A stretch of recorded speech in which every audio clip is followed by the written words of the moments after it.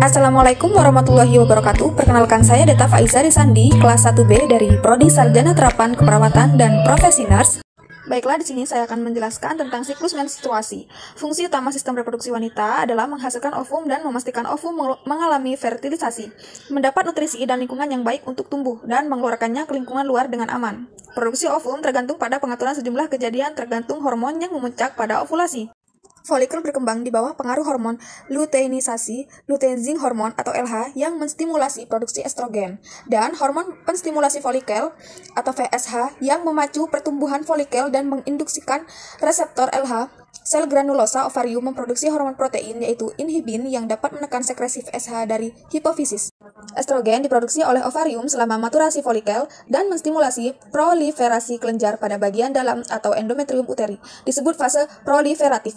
Pada saat yang sama, hormon tersebut menstimulasi sintesis reseptor progesteron sehingga mempersiapkan uterus untuk konsentrasi progesteron yang tinggi.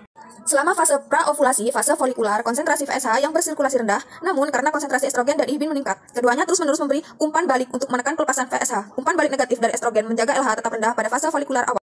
Namun, peningkatan konsentrasi estrogen pada akhir fase folikular mensensitisasi gonadotrop hipofisis terhadap GnRH sehingga terjadi lonjakan LH masif praovulasi dan memicu ovulasi. Nah, pada saat maturasi, folikel yang kini disebut folikel de Graaff memproduksi lebih sedikit estrogen dan lebih banyak progesteron. Kedua hormon ini bekerja sama dan bersama dengan GnRH memproduksi pelepasan LH masif ke dalam aliran darah.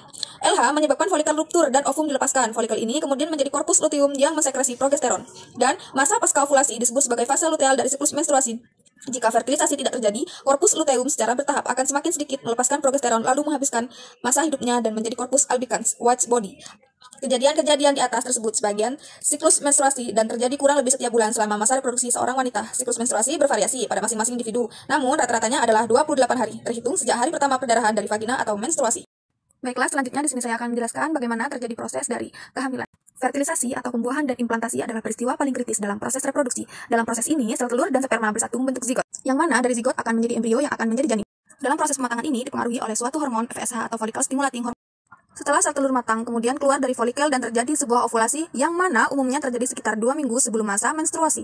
Setelah sel telur keluar dari indung telur dan berada dalam tuba falopi, kemudian sel telur akan secara perlahan menuju rahim.